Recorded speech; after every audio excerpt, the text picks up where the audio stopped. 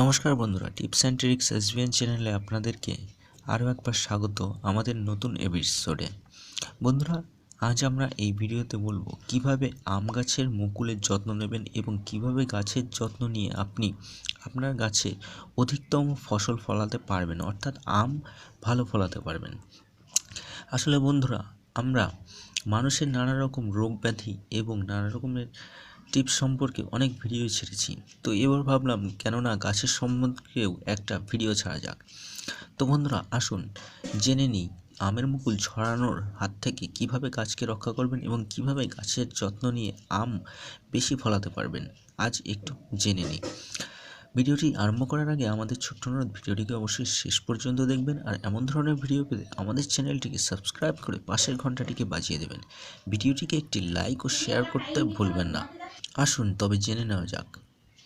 বিজ্ঞানের অগ্রগতির সঙ্গে সঙ্গে আজ হয়তো সারা বছরই বাজারে আম পাওয়া গিয়ে থাকে, কিন্তু আগেকার প্রচলিত বিভিন্ন সমস্যার সমাধানের মাধ্যমে আমের জীবনচক্র সম্বন্ধে কম বেশি ধারণা পাওয়া যেতে পারে। আম গ্রীষ্মকালীন কার্যকারী একটি ফল।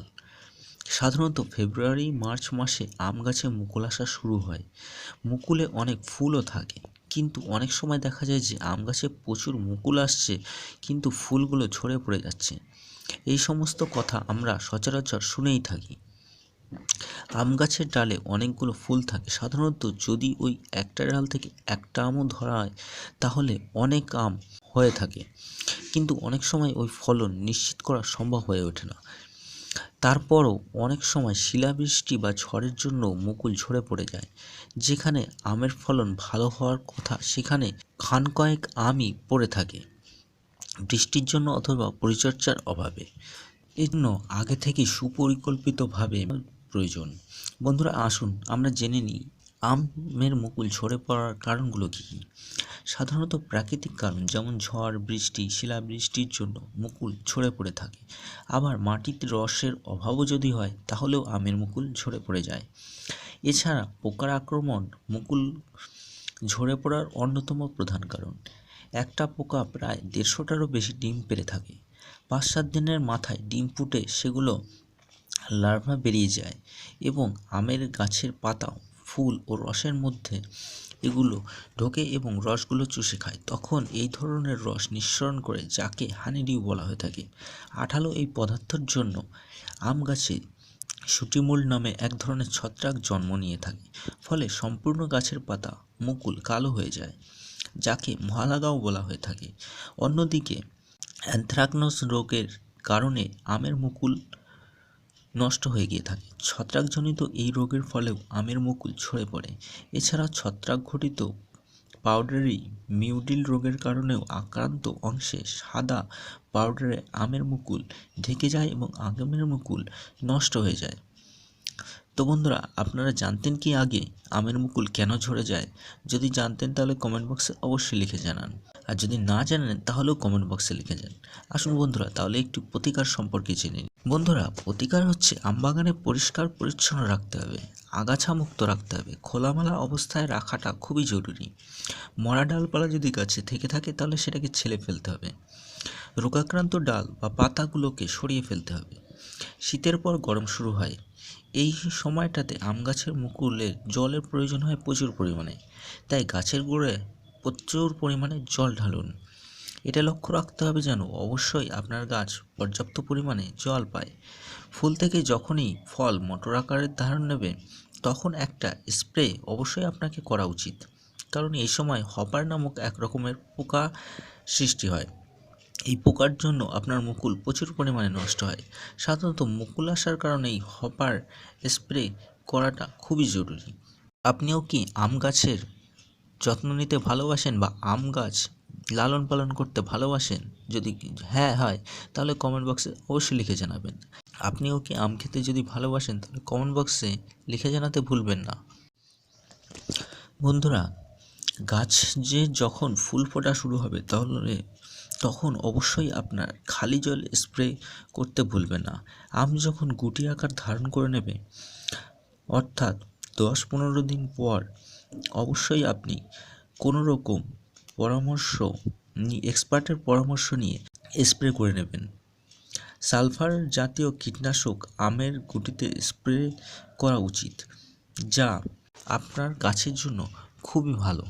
পাউডারি মিউডিল রোগ দমনের জন্য ফুল ফোটার আগে একবার এবং ফুল ফোটার পর দুবার স্প্রে করতে হয়।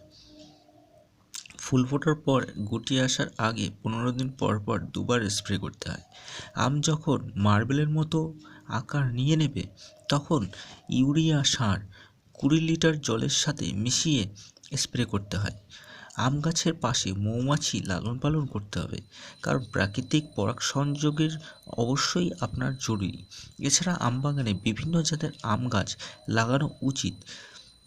পাশাপাশি বিভিন্ন ফুল গাছ লাগাতে হবে, যাতে বিভিন্ন ধরনের পোকা মাকড় এসে জড়ো হয় এবং পরাগ মিলনের জন্য আপনার গাছের সাহায্য করে।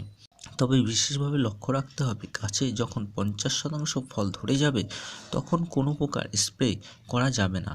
আম গাছে মুকুল আসার আগে স্প্রে করা যেমন কখনোই উচিত নয়, তেমনি মুকুল ফোটার পরও স্প্রে করা কখনো উচিত নয়, কারণ এই সময় অনেক উপকারী পোকামাকড় আসে, যা আপনার জন্য খুবই জরুরি। আর আপনি যদি কোনো রকম স্প্রে করে থাকেন তাহলে এই সময় পোকামাকড়গুলো আসবে না এবং আপনার গাছের পরাগ সংযোগ ঘটাতে সাহায্য করতে পারবে না। তাই আপনি অবশ্যই খেয়াল করবেন যাতে ফুল ফোটার পর স্প্রে করবেন না। বন্ধুরা, কেমন লাগলো আমাদের নতুন এপিসোড অবশ্যই কমেন্ট বক্সে লিখে জানাতে ভুলবেন না। আপনি যদি এখন আমাদের চ্যানেলটিকে সাবস্ক্রাইব না করে থাকেন তাহলে চ্যানেলটিকে অবশ্যই সাবস্ক্রাইব করে নিন। আর আপনি যদি আমাদের চ্যানেল অলরেডি সাবস্ক্রাইব করে থাকেন তাহলে অবশ্যই ভিডিওটিকে শেয়ার করতে ভুলবেন না এবং ভিডিওটি কেমন লাগলো কমেন্ট বক্সে লিখে জানাতে ভুলবেন না।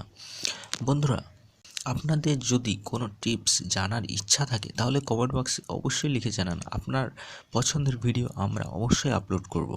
যারা নিয়মিত আমাদের ভিডিও দেখে থাকেন অনেকেই কমেন্ট করেন না। বন্ধুরা, তাদের কাছে অবশ্যই অনুরোধ করব, কমেন্ট বক্সে আপনাদের মূল্যবান কমেন্ট অবশ্যই করুন, কারণ আপনাদের অ্যাকশন বা রিয়াকশান আমাদের কাছে খুবই জরুরি। আপনাদের গুরুত্বপূর্ণ মন্তব্য আমাদের কাছে খুবই জরুরি। বন্ধুরা, অনেক সময় নষ্ট করে এবং বহু কষ্ট করে আপনাদের জন্য ভিডিও বানাই আমরা, তার বদলে একটা লাইক এবং শেয়ার অবশ্যই কাম্য বলে মনে হয় এবং আমরা মোটিভেটেড হয়ে থাকি। তাই বন্ধুরা, আপনাদের কাছে অবশ্যই কামনা করব যে অতি অবশ্যই আপনারা আপনাদের মূল্যবান কমেন্ট আমাদের কমেন্ট বক্সে লিখে জানান। ভিডিওটি একটি লাইক করুন এবং ভিডিওটি শেয়ার করুন। ভিডিওটি কেমন লাগলো জানাতে ভুলবেন না। ভিডিওটি শেষ পর্যন্ত দেখার জন্য অশেষ ধন্যবাদ। আপনার দিনটি শুভ হোক। তো বন্ধুরা, ভিডিওটি এই পর্যন্ত। ভিডিওটি শেষ পর্যন্ত দেখার জন্য অশেষ ধন্যবাদ।